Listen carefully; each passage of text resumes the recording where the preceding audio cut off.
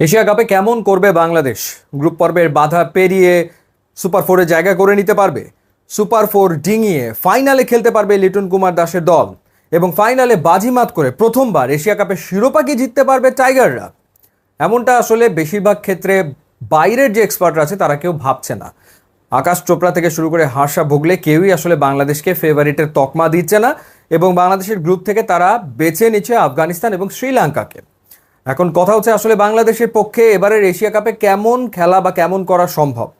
কয়েকটা ব্যাপার নিয়ে আলোচনা করতে চাই। প্রথমত, এর আগে যখন বাংলাদেশ টি-20 ফরম্যাটে এশিয়া কাপ কিংবা বিশ্বকাপ খেলেছে, কখনো কি বাংলাদেশের দুজন ওপেনার এতটা ভালো ফর্মে ছিল যতটা ভালো ফর্মে তানজিদ হাসান তামিম এবং পারভেজ হোসেন ইমনকে আমরা দেখতে পাচ্ছি?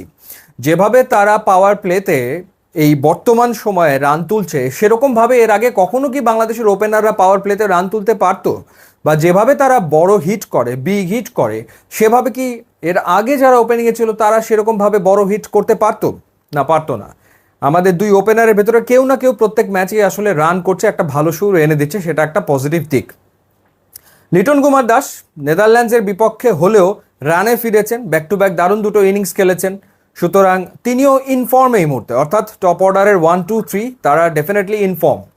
এবার আপনি আমাকে বলুন যে এর আগে কখন কোন সময়টাতে বাংলাদেশের টি-20 দলের লোয়ার মিডল অর্ডারের ব্যাটাররা এরকম বড় বড় ছয় মারতে পারতো বা কুইক রান তুলতে পারতো, যেমনটা আমরা দেখছি এই দলের জাকের আলী অনিক কিংবা রিশাদ হোসেন কিংবা মোহাম্মদ সাইফুদ্দিন কিংবা শেখ মাহাদিকে। অর্থাৎ লোয়ার মিডল অর্ডারে শেষ 5 ওভারে, শেষ 4 ওভারে দ্রুত রান তোলার সক্ষমতা এই দলের ব্যাটারদের রয়েছে, যেটা আগে আমরা কখনো টি-20 দলে সেভাবে করে দেখিনি। এত ভালো স্ট্রাইক রেটে এর আগে কখনো লোয়ার মিডল অর্ডারের ব্যাটাররা খেলতো না, এখন খেলছে। তার মানে হচ্ছে বাংলাদেশের ব্যাটিং অর্ডারের একেবারে টপ অর্ডার থেকে শুরু করে লোয়ার মিডল অর্ডার, বাংলাদেশের ব্যাটাররা তারা টি-20 মেজাজটা অন্তত রপ্ত করতে সক্ষম হয়েছে, এবং তারা বড় বড় ছয় এখন মারতে পারে। পরিসংখ্যানও তাই বলছে যে এই বছর বাংলাদেশের ব্যাটাররা তারা বিগ হিট করছে, এবং ছক্কা মারাদের তালিকাতে তৃতীয় স্থানে বাংলাদেশ রয়েছে।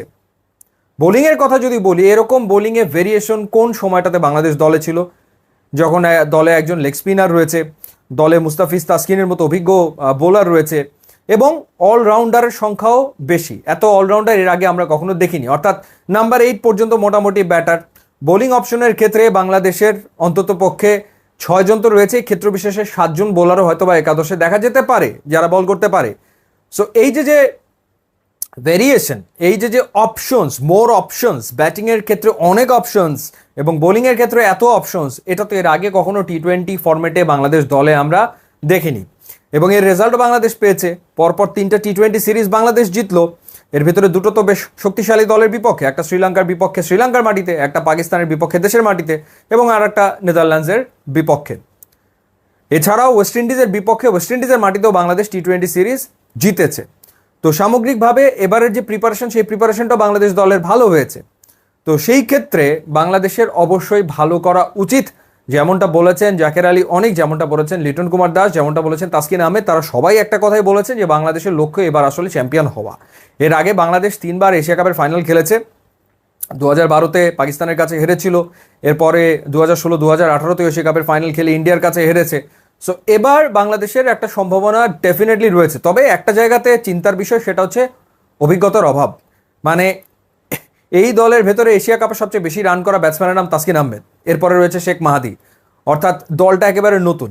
এই দলের 5 জন ক্রিকেটার এর আগে এশিয়া কাপ খেলেছে, কিন্তু যে 5 জন খেলেছে তারাও সেই এশিয়া কাপগুলোতে ধারাবাহিকভাবে একাদশে ছিল না। বলা যায় একরকমের একটা নতুন দল নিয়ে বাংলাদেশ এশিয়া কাপে গেছে, এবং এই তরুণরাই বাংলাদেশের ভরসা।